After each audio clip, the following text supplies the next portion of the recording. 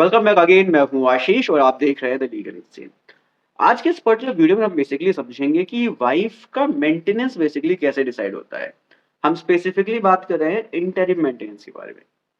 ये interim maintenance क्या होता है, सबसे पहले हम इसको समझ लेते हैं, फिर इसके बाद हम समझेंगे कि ये जो इंटरिम मेंटेनेंस है ये कितना होना चाहिए और ये डिसाइड कैसे होता है।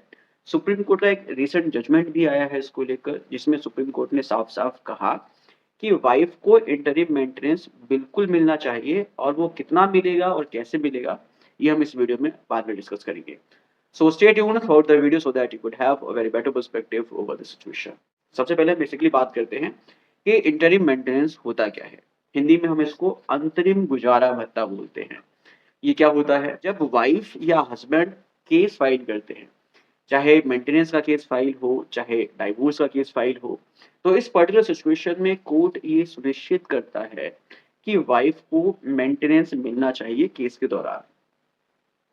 फॉर एग्जांपल सपोज करो कि वाइफ के पास कुछ भी नहीं है, तो वो केस कैसे लड़ेगी? जो लीगल एक्सपेंसेस हैं, जो वकील का खर्चा है और इसी दौरान उसको सर्वाइव करने के लिए कुछ ना कुछ मॉनेटरी हेल्प तो चाहिए ना। उसी चीज़ को फुलफिल करने के लिए कोर्ट ये सुनिश्चित करता है कि वाइफ का जो लिविंग स्टैंडर्ड है, वो कैसा है? उसी लिविंग स्टैंडर्ड को मेंटेन करने के लिए कोर्ट एक इंटरिम मेंटेनेंस अलाउ करता है, जो हस्बैंड को देना होता है वाइफ को।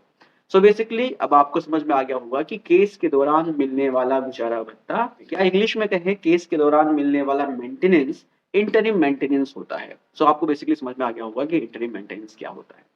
इसी इंटरिम मेंटेनेंस को लेकर सुप्रीम कोर्ट ने अपना डिसीजन दिया है। सो बेसिकली सुप्रीम कोर्ट ने अपने इस पर्टिकुलर केस में क्या कहा, सबसे पहले हम ये समझते हैं।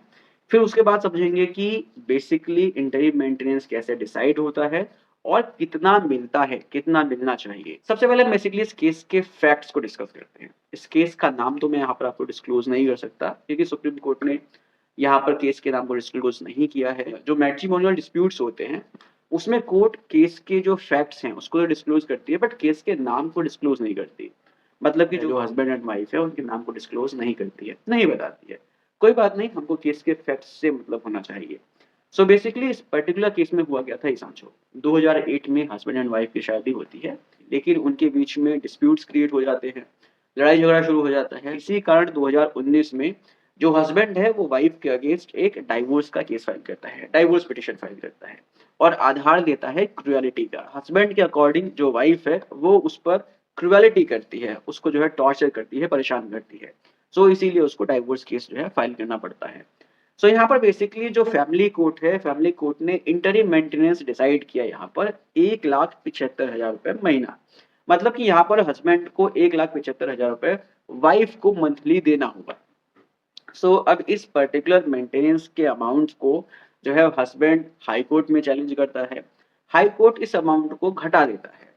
फिर जो है यहाँ पर वाइफ परेशान हो जाती है और हस्बैंड भी जो है, हस्बैंड को लगता है कि भाई और कम होना चाहिए। तो इसके बाद हस्बैंड एंड वाइफ दोनों ही इस ऑर्डर को सुप्रीम कोर्ट में चैलेंज करते हैं। अब यहाँ पर जब सुप्रीम कोर्ट के पास ये केस पहुंचता है, तो कोर्ट यहाँ पर जो है दोबारा से उस पूरे केस के फैक्ट्स को समझती है और फाइनली केस को वाइफ के फेवर में डिसाइड करती है। मतलब कि सुप्रीम कोर्ट यहाँ पर कहता है कि भाई देखो, जो डिस्ट्रिक्ट कोर्ट ने, जो फैमिली कोर्ट ने मेंटेनेंस अलाउ किया था 1,75,000 रुपए का, वो सही है। सुप्रीम कोर्ट ने हस्बैंड को डायरेक्शन दिया कि जब तक केस चलता रहेगा तब तक वो वाइफ को 1,75,000 रुपए इंटरिम मेंटेनेंस देगा। तो यहाँ पर बेसिकली सुप्रीम कोर्ट ने वाइफ के फेवर में अपना जजमेंट देते हुए, अपना डिसीजन देते हुए ये क्लियर कर दिया कि हस्बैंड को जो है वाइफ को मेंटेनेंस देना ही पड़ेगा।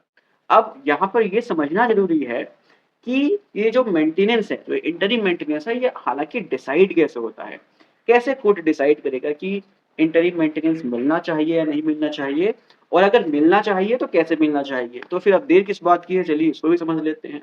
सो बेसिकली सबसे पहले हम समझेंगे कि किसी भी केस में वाइफ को मेंटेनेंस मिलेगा या नहीं मिलेगा। तो यहाँ पर बेसिकली इंटरिम मेंटेनेंस को डिसाइड करते समय कोर्ट को अपना एक व्यू रखना होता है, अपना एक व्यू लेना पड़ता है और वो ये व्यू होता है कि जो वाइफ है, वाइफ को जो है प्रॉपर मेंटेनेंस मिलना चाहिए। प्रॉपर मेंटेनेंस का मतलब ये हुआ कि वाइफ के जो अपने खर्चे हैं, या वाइफ किसी पर अगर डिपेंडेंट है, अगर वाइफ काम नहीं कर रही है, अगर उसका कोई सोर्स ऑफ इनकम नहीं है, तो ज़ाहिर-सी बात है वाइफ़ जो है पहले हस्बैंड पर डिपेंडेंट थी और सेपरेशन होने के बाद, अलग होने के बाद वो अपने पेरेंट्स पर डिपेंडेंट हो जाएगी। तो उसकी डिपेंडेंसी को ख़त्म करने के लिए मेंटेनेंस अलाउ कोर्ट करती है और इसी चीज़ को ध्यान में रखते हुए कोर्ट बेसिकली ये देखती है कि वाइफ़ का ससुराल में लिविंग स्टैंडर्ड कैसा था। उसी लिविंग स्टैंडर्ड को मैच करने के लिए ही मेंटेनेंस को अलाउ किया जाता है, इंटरिम मेंटेनेंस को अलाउ किया जाता है। मैं जब-जब भी वर्ड मेंटेनेंस की बात करूँगा यहाँ पर, तो हम इंटरिम मेंटेनेंस के बारे में बेसिकली बात कर रहे हैं।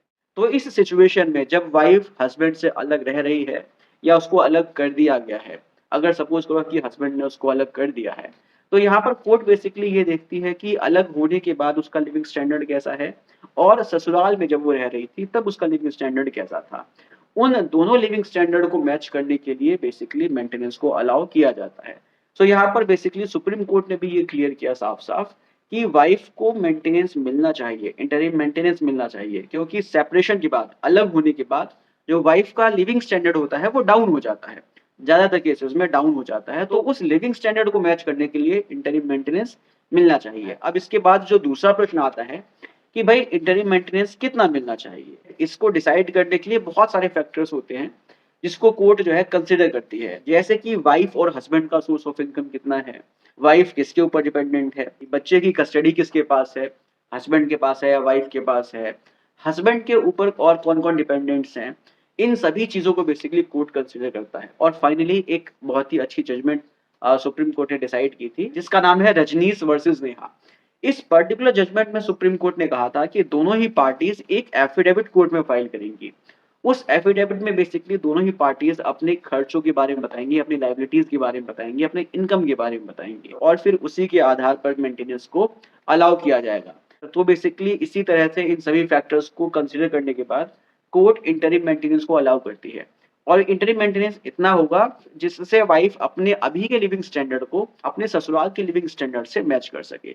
तो इसी तरह से इंटरिम मेंटेनेंस को कोर्ट डिसाइड करती है। अभी जो इंटरिम मेंटेनेंस का जो अमाउंट है ये केस टू केस वेरी कर सकता है। हर एक केस में हस्बैंड एंड वाइफ का लिविंग स्टैंडर्ड अलग-अलग होता है। सो बेसिकली जो अमाउंट है इंटरिम मेंटेनेंस का वो हर केस में अलग हो सकता है।